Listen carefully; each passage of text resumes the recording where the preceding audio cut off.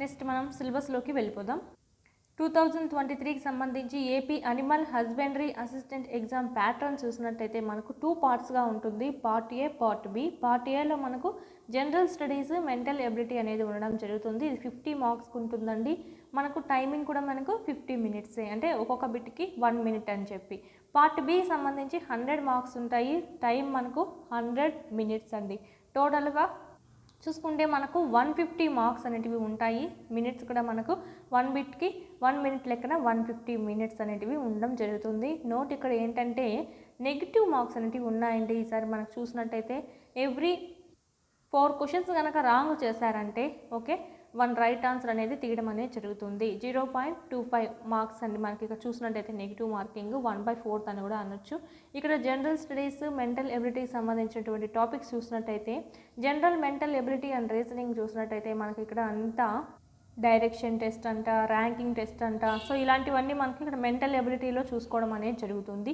Already మన యూట్యూబ్లో classes అనేటివి మీకు ఎక్స్ప్లెయిన్ చేస్తున్నాము. ఏ మోడల్స్ అనేటివి ఉంటాయి అనేది ఫ్రీగానే మీకు ఉన్నాయి. కింద లింక్ కూడా ఇవ్వడం జరుగుతుంది. సో కంపల్సరీ మీరు ఇక్కడ వెళ్ళి చూడండి. సెకండ్ ఏంటంటే quantitative aptitude including data interpretation. Data interpretation చూసుకున్నట్టయితే మనకు బార్ గ్రాఫ్స్ ఉన్నాయి కదా, బార్ గ్రాఫ్స్ అంట, పై గ్రాఫ్స్ అంట, టేబుల్ చార్ట్స్కి సంబంధించి క్వశ్చన్స్ రావడము. సో ఇదంతా మనకు మోస్ట్లీ మనకు కంపల్సరీ వీటి నుంచి కంపల్సరీ 2 మోడల్స్ అయితే రావడం అనేది జరుగుతుంది. అంటే బార్ గ్రాఫ్ అయినా ఇవ్వచ్చు, పై చార్ట్ అయినా ఇవ్వచ్చు. సో ఈ 2 ఇవ్వచ్చు. ప్లస్ ఇంకా మనకు టేబుల్ ఉంది కదా, లైన్ గ్రాఫ్ ఉంది. సో ఈ 4లో నుంచి మనకు 2 మాత్రం కంపల్సరీగా రావడం అనేది జరుగుతుంది. ఇవి కూడా మీకు డీటెయిల్గా ఎక్స్ప్లెయిన్ చేస్తున్నాం. యూట్యూబ్లోనే ప్లేలిస్ట్లో ఉన్నాయి, ఒకసారి చూడొచ్చు. జనరల్ ఇంగ్లీష్ సంబంధించి కూడా మన దగ్గర ప్లేలిస్ట్లో ఉన్నాయి. ఆల్మోస్ట్ మీరు గ్రామర్ పార్ట్ అంతా మీకు కవర్ అయిపోతుంది. ఇక్కడ జనరల్ అన్నారు అంటే జనరల్ ఇంగ్లీష్ అంటే మనకు parts of speech, tenses, so మరి హై లెవెల్ ఏమి ఉండదు. సో మీరు ఈజీగా మన వీడియోస్ కనుక విన్నారంటే రాసేయచ్చు. కరెంట్ అఫైర్స్ అండి, రీజనల్, నేషనల్, ఇంటర్నేషనల్, అంతర్జాతీయము, జాతీయము, లోకల్ మనంతా చూసుకోవాల్సి ఉంటుంది. కరెంట్ అఫైర్స్ సంబంధించి ఆల్రెడీ మనం కరెంట్ అఫైర్స్ 2023కు సంబంధించి కూడా 6 మంత్స్ కరెంట్ అఫైర్స్ కంప్లీట్ చేస్తున్నాము. సో మిగిలినటువంటి ఈ 6 మంత్స్ కరెంట్ అఫైర్స్ కూడా మనం త్వరలోనే స్టార్ట్ చేయడం అనేది జరుగుతుంది. Next general science and its applications to day to day life, contemporary development in science and technology and information technology. ఇదంతా మనకు మినిమం లెవెల్స్లో మనం ఇక్కడ బయాలజీ అంట, ఫిజిక్స్ అంటే ఇవన్నీ చూసుకోవాల్సి ఉంటుంది. సైన్స్ అండ్ టెక్నాలజీ గురించి చూసుకోవాలి. ఎలాగో మనకు కరెంట్ అఫైర్స్లో కవర్ అయిపోతుంది. ఇన్ఫర్మేషన్ టెక్నాలజీ కూడా మనం చూసుకోవాల్సి ఉంటుంది. History and culture of India with a specific focus on AP. History అంటే మనకు ఏపీ హిస్టరీ అనేది మోస్ట్ ఇంపార్టెంట్గా చెప్పడం జరిగింది. ఇక్కడ మనకి ఇక్కడ ఇండియన్ హిస్టరీ చదవాలి, ప్లస్ ఏపీ ఇక్కడ with a specific focus on AP. మెయిన్గా మనకి ఎక్కువగా ఏపీ హిస్టరీ నుంచి ఎక్కువగా రావడం అనేది జరుగుతుంది. సో వీటికి సంబంధించి సపరేట్ కోర్సే ఉందండి మన దగ్గర. హిస్టరీకి సంబంధించి, ఇండియన్ హిస్టరీకి సంబంధించి సపరేట్ మీకు చాలా తక్కువ ప్రైస్లో ఉంది. అంత హిస్టరీ, ప్రాచీన భారతదేశ చరిత్ర, సో మొత్తం మీకు బ్రిటిష్ది మొత్తం ఇక్కడ కవర్ అవ్వడం అనేది జరుగుతుంది. నెక్స్ట్ చూసినట్టయితే పాలిటీకి సంబంధించి కూడా అంతా మనకు సచివాలయం పార్టీకి సంబంధించి చూసుకుంటే సరిపోతుంది. ఇండియన్ పాలిటీ మనకు పార్టీలో కవర్ అయిపోతుందండి. Next 73, 74th amendments, constitutional issues అంటే మన రాజ్యాంగం సంబంధించి అంతా 73, 74 amendments, public policies, reforms and centre state relations with specific reference to AP. ఇది కూడా మనకు మెయిన్గా ఏపీని బేస్ చేసుకొని చదవాలి. Society, next social justice, right issues. Next physical geography of the Indian sub continent and AP. ఇది సింపుల్గా చెప్పాలంటే జాగ్రఫీ చూసుకోవాలి. ఇది కూడా మన దగ్గర సపరేట్ కోర్సే ఉంది. ఏపీ జాగ్రఫీ, ఏపీ మెయిన్ ఏపీని చూసుకోవాలి. ఏపీ హిస్టరీ కానీ మీకు ఇవంతా మనకు పార్ట్ ఏ సంబంధించి టెస్ట్ సిరీస్లో మీకు అంతా మీరు అక్కడ చూసుకోవచ్చు. నెక్స్ట్ లాస్ట్ చూస్తే పార్ట్ ఏలో key welfare and development schemes of the government of Andhra Pradesh. మన ఏపీలో వచ్చేటువంటి స్కీమ్స్ ఏవైతే ఉన్నాయో, విద్యా పథకాలు ఏవైతే ఉన్నాయో అవి కూడా మనం చూసుకోవాలి. నెక్స్ట్ మనకు వాటికి సంబంధించి వీడియోస్ కూడా చేస్తున్నాం చూడండి. సో అవే సరిపోతాయి. పార్ట్ ఏ సంబంధించినటువంటి టెస్ట్లలో కూడా మీకు యాడ్ చేయడం అనేది జరుగుతుంది టాపిక్ వైజ్. నెక్స్ట్ ఇక్కడ పార్ట్ బి అన్నారు. Part B subject related to animal husbandry అన్నారు. ఇక్కడ subject related to animal husbandry అంటే ఏమేమి చదవాల్సి ఉంటుందో ఇక్కడ మీకు డీటెయిల్గా చూద్దాం. మీకు మళ్ళీ part be separate, part A separate లేకుండా పార్ట్ ఏ ప్లస్ బి 2 కలిసి మీకు టెస్ట్ సిరీస్ అనేటివి 99 రూపీస్తోనే మీకు అందుబాటులో ఉంది. చాలా తక్కువ ప్రైస్ అండి. ఒక మూవీ కాస్ట్ కూడా కాదు అసలు. ఒక మూవీకి వెళ్ళామంటే అంత ఖర్చు కూడా కాదు. మీకు సేమ్ అంత తక్కువ కాస్ట్కి మీకు అందడం జరుగుతుంది. కంపల్సరీ మీరు ఈ అవకాశాన్ని వినియోగించుకోండి. ఇక్కడ మనకు పార్ట్ బి సంబంధించి అనిమల్ హస్బెండరీకి సంబంధించి చూసినట్టయితే ఇక్కడ మనకు ఫస్ట్ మనం ఏ టాపిక్ చూసుకుంటామంటే వెటర్నరీ, అనాటమీ మరియు ఫిజియాలజీలో ప్రాథమిక అంశాలలో భాగంగా ఎముకలు చూసుకుంటాము. కీళ్ళు ఎన్ని రకాలుగా ఉన్నాయి, మృదులాస్థి అంటే ఏమిటి, ముఖ్యమైన అవయవ వ్యవస్థలు ఏమేమి ఉన్నాయంటే మనకు అస్థిపంజర వ్యవస్థ, శ్వాసకోశ వ్యవస్థ, జీర్ణ వ్యవస్థ, నాడీ వ్యవస్థ, ఇవన్నీ ఉన్నాయి కదా. సో ఇవన్నిటి గురించి చూసుకోవడం అనేది జరుగుతుంది. ఈ 10 నార్మల్గా చూసుకుంటే 10 అవయవ వ్యవస్థలు అనేటివి ఉన్నాయి మనకు. అన్నీ మనకు మోస్ట్ ఇంపార్టెంట్ అని చెప్పచ్చు. ఆల్రెడీ మనం బయాలజీ క్లాసెస్లో భాగంగా ఇవన్నీ నేర్చుకోవడం అనేది జరుగుతుంది. ఇక్కడ చూసినట్టయితే ఇవన్నీ మోస్ట్ ఇంపార్టెంట్. జననేంద్రియ వ్యవస్థ, అంతఃస్రావ గ్రంథి వ్యవస్థ, శ్వాసకోశ వ్యవస్థ, జీర్ణ వ్యవస్థ, నాడీ వ్యవస్థ, మూత్రాశయ వ్యవస్థ, రక్త ప్రసరణ వ్యవస్థకు సంబంధించి మనము ఆల్రెడీ ఏఎన్ఎం సంబంధించి క్లాసెస్ ఏవైతే చెప్పుకున్నామో అవి మీకు యూజ్ అవ్వడం అనేది జరుగుతుంది. ఎముకలు, కీళ్ళు ఎన్ని ఉన్నాయి, ఎముకలు ఎన్ని ఉన్నాయి, ఓకే, కీళ్ళు కీళ్ళు రకాలు అనేటివి ఉన్నాయి కదా. సో అవి మడతబంతి కీలు. సో ఇవన్నీ మనము చూసుకోవాల్సి ఉంటుంది. నెక్స్ట్ సెకండ్ యూనిట్ చూసినట్టయితే పశువులు, కోళ్ళకు వచ్చే సాంక్రమిక వ్యాధులు అంటే అంటువ్యాధులు అని అంటాము. పశువులు మరియు కోళ్ళకు వచ్చే అంటువ్యాధులు అని చెప్పి అంటువ్యాధుల గురించి మనం ఇక్కడ చూస్తాము. లైవ్ స్టాక్ అనిమల్స్ వ్యాధి, వివిధ సాంక్రమిక వ్యాధుల యొక్క లక్షణాలు ఏవేవైతే ఉంటాయో అవి చూస్తామంటే వైరస్లు అంట, శీలింధ్రాలు, బ్యాక్టీరియాస్, పరాన్న జీవులు, వీటి గురించి చూసుకోవడం అనేది జరుగుతుంది. ఓకే, పశువులకు సంక్రమించు వ్యాధులు, బ్యాక్టీరియా వ్యాధులు. పశువులకు సంక్రమించే వ్యాధుల్లో కూడా మనకు బ్యాక్టీరియల్ వ్యాధులు, వైరస్ వల్ల వచ్చేటివి వైరల్ వ్యాధులు, శీలింధ్రాల వల్ల కలిగేటివి శీలింధ్రాల వల్ల కలుగు వ్యాధులు, పరాన్న జీవుల వల్ల కలిగేటివి ఈ వ్యాధులు. ఇవన్నీ మనం చూసుకోవడం అనేది జరుగుతుంది. పౌల్ట్రీ వ్యాధులు చూసినట్టయితే బ్యాక్టీరియల్ వ్యాధులు, వైరల్ వ్యాధులు అనేటివి చూసుకుంటాం ఈ పౌల్ట్రీ వ్యాధుల్లో భాగంగా. ఇది మనకు సెకండ్ యూనిట్ సంబంధించి వాటికి వచ్చేటువంటి అంటువ్యాధులు అని చెప్తాము. వెటర్నరీ ఫార్మసీ అండి. దీంట్లో మనకి ఔషధం గురించి చూసుకుంటాము. ఔషధాలకు ఇచ్చే విధానము, ఔషధాలు ఏ విధంగా ఇవ్వాలి అనేది, ఔషధాల నిర్వహణ లేదా వాటి మార్గాలు, ఔషధ రూపాలు, ఔషధ నియంత్రణ, ఔషధాల వర్గీకరణ, బరువులు, ఔషధ ప్రామాణికము అనేటివన్నీ మనం ఇక్కడ వెటర్నరీ ఫార్మసీలో చూసుకుంటాం. యూనిట్ 4 నెక్స్ట్ చూసినట్టయితే జంతువుల్లో ప్రత్యుత్పత్తి మరియు గర్భకోశ సంబంధిత ప్రాథమిక అంశాలు చూసుకుంటాము. అంటే జంతువుల్లో సంబంధించండి యుక్త వయసు, గర్భధారణ ఎలా చేస్తాం, దాంట్లో ఈనడం ఎలా అవుతుంది, ఈన లేకపోవడానికి గల కారణాలు, ఈన లేకపోవడము ఎందుకు జరుగుతుంది, ఋతుచక్రము, పశువులలో గర్భ నిర్ధారణ పరీక్ష ఏ విధంగా చేస్తాము, గొడ్డు మోతుతనము అంటే సంతానం అనేది కలగలేకపోవడము, మాయ పడిపోకుండా ఉండడము. సో ఈ సమస్యలన్నిటికీ ఇక్కడ మనకు వీటి గురించి చూసుకోవడం అనేది జరుగుతుంది. గర్భాశయం సంబంధించి గర్భకోశ సంబంధిత గురించి అయితే మనకు ఇక్కడ అంతా డిస్కస్ చేసుకోవడం అనేది జరుగుతుంది. కృత్రిమ గర్భధారణ ప్రాథమిక అంశాలండి. అంటే ఆర్టిఫిషియల్గా గర్భాన్ని ధరించడం, కృత్రిమ గర్భధారణ వల్ల వచ్చేటువంటి లాభాలేంటివి, నష్టాలేంటివి, వీర్యాన్ని ఎలా సేకరిస్తారు, ద్రవ నత్రజని పాత్ర, ఏఐ చేసే ముందు చేయవలసినటువంటి పనులు, పాడి పశువుల్లో ఏవి తయారీ, కృత్రిమ గర్భధారణ పరికరాలు ఏవి, ఘనీకృత పశు వీర్యము, కృత్రిమ గర్భధారణ చేసేటువంటి విధానము, విచలనాలు, ఇవన్నీ మనం ఇక్కడ చూసుకుంటాము. శస్త్రచికిత్స ప్రాథమిక అంశాలు. శస్త్రచికిత్స అంటే ఏమిటి అంటే ఎలా చేస్తారు, గాయము, ఎముకలు విరగడము, శస్త్రచికిత్సకు ముందు తర్వాత ఏమేమి నియమాలు పాటించాలి, సర్జికల్ ప్యాక్ ప్రిపరేషన్, శస్త్రచికిత్స పరికరములను స్టెరిలైజేషన్ చేసేటువంటి పద్ధతులు, విత్తులు నొక్కడము, బ్యాండేజ్ చేసేటువంటి విధానము, పశువైద్య శస్త్రచికిత్స, చీముగడ్డ, యాంటీసెప్టిక్స్ మరియు డిస్ఇన్ఫెక్టెంట్స్, వీటి గురించి మనం ఇక్కడ చూస్తాం శస్త్రచికిత్స ప్రైమరీ అంశాల్లో. ఓకే, మందులకు సంబంధించిన ప్రాథమిక భావనలు చూసినట్టయితే ఆరోగ్యం మరియు అనారోగ్యము, పశువులను పరిరక్షించు పద్ధతులు అంటే ఫిజికల్గా క్లినికల్గా, జీవక్రియ సంబంధిత వ్యాధులు, శ్వాసకోశ వ్యాధులు, చర్మ సంబంధ వ్యాధులు, వ్యాధిగ్రస్త పశు సమాచారం తెలుసుకొనుట, జీర్ణాశయ సంబంధిత వ్యాధులు, కాలేయ వ్యాధులు, మూత్రాశయ సంబంధ వ్యాధులు, నాడీ సంబంధ వ్యాధులు. ఇక్కడ పశువులకు వచ్చేటువంటి వ్యాధులన్నిటి గురించి మనం ఇక్కడ చూసుకోవడం అనేది జరుగుతుంది ఒక్కొక్క వ్యవస్థకు సంబంధించి. బయోలాజికల్స్ మరియు వ్యాక్సిన్స్ అండి.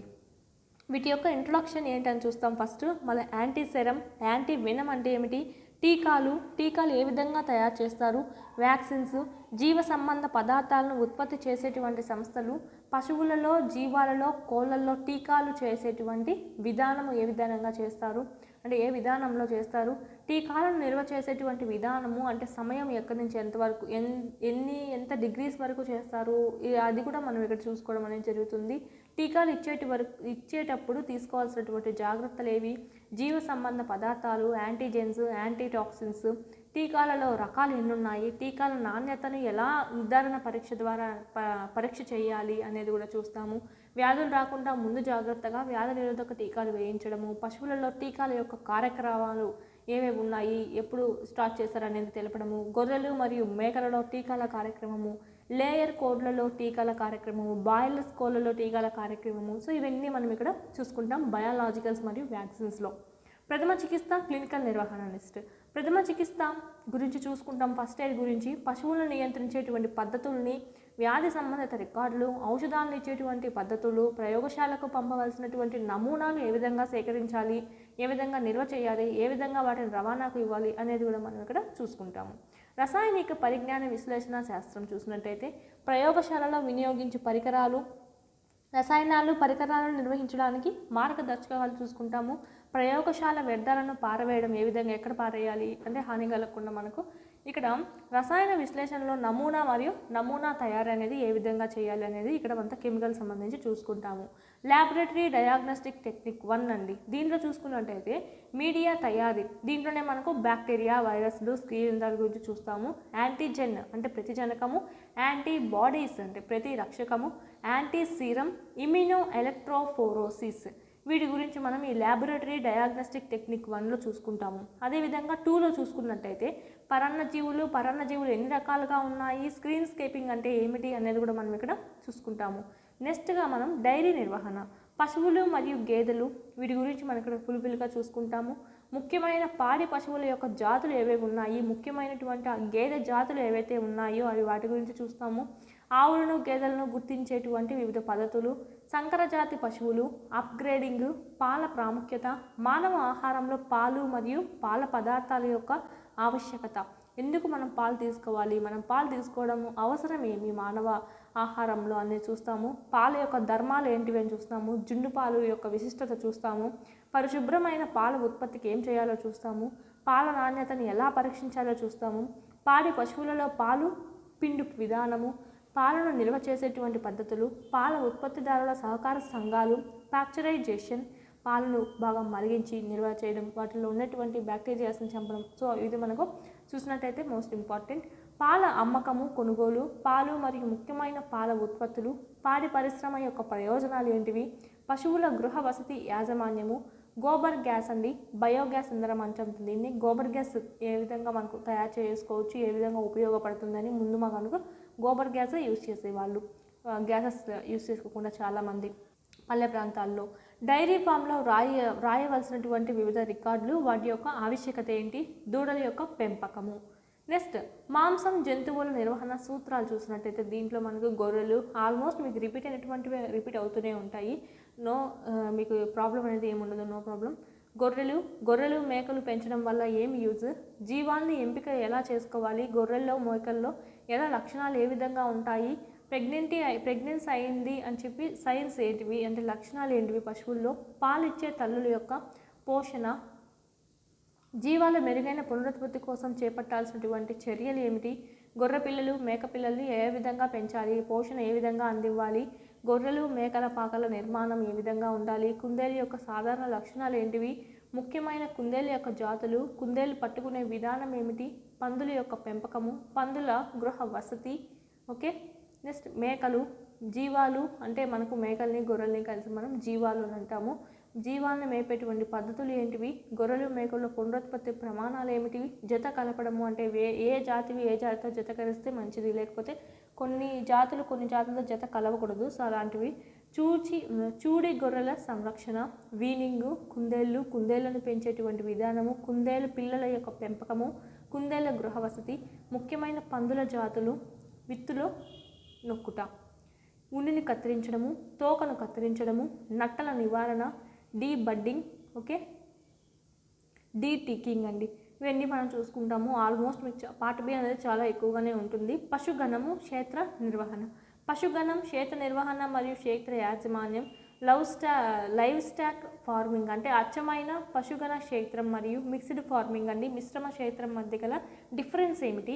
సహకార పాడి పరిశ్రమాభివృద్ధి సంస్థలు ఏంటివి? క్షేత్ర వ్యాపార విశ్లేషణ, farm accountancy, farm records, record keeping ఇవన్నీ మనం చూస్తాము క్షేత్ర వ్యాపార విశ్లేషణలో భాగంగా. Farm inventory, marketing channel, dairy ఉత్పత్తుల యొక్క మార్కెటింగ్, పౌల్ట్రీ ఉత్పత్తుల యొక్క మార్కెటింగ్ గురించి చూస్తాము. యూనిట్ 16 చూసినట్టయితే పశువుల మేతలో ప్రాథమిక సూత్రాలు, పశుగ్రాసాల ప్రాముఖ్యత, పశుగ్రాసాల యొక్క వర్గీకరణ, లెగ్యూమ్స్ మరియు non legumes, chopping of powder, ఆహార దినుసులు నిల్వ చేసేటువంటి పద్ధతి, రేషన్ మరియు రేషన్ ఫార్మలైజేషన్, ఫీడింగ్ స్టాండర్డ్స్ మరియు తంబ్ రూల్స్ అండి. యూనియా ట్రీట్మెంట్ ఏ విధంగా ఇస్తారు అనేది, పశు మేతలో వివిధ వ్యవసాయ ఉత్పత్తులు, పశుగ్రాసాలను నిల్వ చేసేటువంటి పద్ధతులు ఏంటివంటే హే మేకింగ్, సిలేజ్ మేకింగ్. సో వీటి గురించి కూడా చూస్తాము. క్షామ ప్రకృతి వైపరీత్యాలలో పశువుల పోషణ, టాక్సిక్ ప్లాంట్స్, ముఖ్యమైన పశుగ్రాసపు చెట్లు ఏంటివి చూస్తాము. ముతక మేపు వనరులు మరియు దానా దినుసులు మాంసపు కృతులు. మనం నెక్స్ట్ చూసినట్టయితే పెంపుడు జంతువులు మరియు జూ జంతువుల నిర్వహణ. ఇదంతా మనకు కోర్సులో చదువుకున్నదే ఉండడం అనేది జరుగుతుంది. పార్ట్ బి అంతా పెంపుడు జంతువుల యొక్క ఆవశ్యకత ఏంటి అంటే ఇంపార్టెన్స్ ఏంటి, వాటిని నియంత్రించే పద్ధతులు, కుక్కల సాధారణ జాతులు ఎన్ని ఉన్నాయి, పిల్లులు ఎన్ని జాతులు ఉన్నాయి, dog management, hosting of the dog show, dog feeding, కుక్కల్లో పరాన్న జీవులు. ఓకే, ఆల్మోస్ట్ మనకు పెంపుడు కుక్క అంటే ఆల్మోస్ట్ కుక్క గురించి వస్తుంది కాబట్టి మనకు అంతా ఇక్కడ కుక్కలలో పరాన్న జీవులు, deworming, vaccination schedule in dogs, జంతు ప్రదర్శనశాల, జంతువుల యాజమాన్యం. ఇక్కడ మనకు పిచ్చి కుక్క వచ్చిందంటేనే కదా రేబిస్ వ్యాధి రావడం అనేది జరుగుతుంది. అంటే వాళ్ళకి జలభీతి అనేది ఎక్కువగా ఉంటుంది. ఎక్కువగా పిచ్చి కుక్క మరీ ఎక్కువగా వచ్చిందంటే కనుక ఎక్కువ ఉన్నటువంటి పిచ్చి కుక్క వీళ్ళు కూడా ఆ ప్రవర్తన రావడం అనేది జరుగుతుంది. వాటికి వ్యాక్సిన్స్ కూడా ఉన్నాయి, రేబిస్ రాకుండా వ్యాక్సిన్. సో ఇవి కూడా మనకు వీటి గురించి ఇక్కడ చూసుకుంటాము. జంతు ప్రదర్శనశాల, జంతువుల యాజమాన్యము, ముఖ్యమైన జూ జంతువులు ఏంటివి, అడ్మినిస్ట్రేషన్ ఆఫ్ మెడిసిన్ గురించి చూస్తాం ఇక్కడ. నెక్స్ట్ హాచేరీ యాజమాన్యం అండి. హాచేరీ యాజమాన్యం నిర్మాణము, వాటి పారిశుద్ధ్యము, హాచేరీలో గల ఇబ్బందులు ఏంటివి, కారణాలు, వాటి వివరణ అంటే వివరించడము. ఇంకుబేటర్ యొక్క యాజమాన్యము, ఫ్యూమిగేషన్, గుడ్డు తయారయ్యేటువంటి విధానం ఏ విధంగా తయారవుతుంది, గుడ్డు నిర్మాణం ఏమిటి, క్యాండలింగ్, గుడ్డి యొక్క ఎంపిక ఏ విధంగా చేసుకుంటాము, లింగ నిర్ధారణ ఏ విధంగా చేస్తాము అనేదంతా మనం ఇక్కడ చూసుకుంటాము. పౌల్ట్రీ నిర్వహణలో చూస్తే కోడి యొక్క వివిధ శరీర భాగాలు, కోడి పెంపకం విస్తరణ మరియు ఆర్థికపరమైన అంశాలు, కోళ్ళు ఎన్ని జాతులు ఉన్నాయి, విదేశీ జాతులు ఏవి, ఇండియన్ కోళ్ళ జాతులు ఏవి అనేది చూస్తాము. కోళ్ళ ఫార్మం ఉపయోగించేటువంటి పరికరాలు, ఏ పరికరాలు ఉపయోగిస్తారు, పౌల్ట్రీ ఫీడింగ్ అండి. ఇక్కడ మనకు requirement of poultry feed, preparation and mixing of rations, minerals and vitamins mixture, litter యాజమాన్యం, కోళ్ల ఫారాలలో రికార్డుల నిర్వహణ, feeding management of other avian species, టీకాల యొక్క కార్యక్రమము, బ్రోడింగ్ లేదా రీరింగ్, కెనబాలిజం, డీబీకింగ్, ఇవన్నీ మనం ఇక్కడ పౌల్ట్రీ నిర్వహణలో భాగంగా చూసుకుంటాము. నెక్స్ట్ లాస్ట్ చూసినట్టయితే మనకు మాంసం ఉత్పత్తి మరియు నిర్వహణలో ప్రాథమిక అంశాలు ఏంటివి, మాంసం యొక్క ఇంపార్టెన్స్ చూస్తాం. మేలైన మాంస ఉత్పత్తికి పశువుల్ని ఏ విధంగా ఎంపిక చేసుకోవాలి, జంతువుల వయసును ఏ విధంగా నిర్ధారించాలి, పశువుల రవాణా ఏ విధంగా చేయాలి, జంతువులను చంపడము, జంతువుల వధ అంటే ఓకే. యాంటీ మార్టం టెస్ట్, పశువులను వధించు పద్ధతులు, ఏ విధంగా వధిస్తారు, వధశాల, మాంసం ప్రాముఖ్యత గల అవయవాలు, మాంసాన్ని నిల్వ చేసేటువంటి పద్ధతులు, మాంసము నాణ్యత, పరిశుభ్రమైనటువంటి మాంసం ఉత్పత్తి అంటే మాంసోత్పత్తి. ఇవంతా మనకు దాదాపు 20 యూనిట్లు అనేటివి ఉన్నాయండి. ఓకే, 20 యూనిట్లకు సంబంధించి మీరు ఆల్రెడీ ఏమైతే చదివితారో అకాడమిక్ ఇయర్లో అవే ఉంటాయి. మీ కోర్సు బుక్ ఉన్నా సరే సరిపోతుంది. అదే మీరు ఒకసారి రివిజన్ చేసుకున్నారంటే కనుక మీకు చాలా ఈజీగా ఉంటుంది. పార్ట్ ఏ సంబంధించి, పార్ట్ బి సంబంధించి కంప్లీట్ టెస్ట్ సిరీస్ మన దగ్గర అందుబాటులో ఉందండి. కేవలం 99 రూపీస్కే. సో చాలా తక్కువ ప్రైస్లో ఉంది, మినిమం ప్రైస్లో ఉంది. పర్చేజ్ చేసుకోండి. మీ ఫ్రెండ్స్కి కూడా వీలైనంత మందికి షేర్ చేయండి. ఈ సిలబస్ PDF లింక్ అంతా మీకు కింద డిస్క్రిప్షన్లో ఇస్తాము, డౌన్లోడ్ చేసుకోండి. ఈ కోర్సు లింక్ కూడా మీకు డిస్క్రిప్షన్లో ఇవ్వడం అనేది జరుగుతుంది. దీని గురించి ఏమైనా డౌట్స్ ఉంటే ఈ నెంబర్కి కాల్ చేయండి, లేదా 9441874218కి కాల్ చేయండి.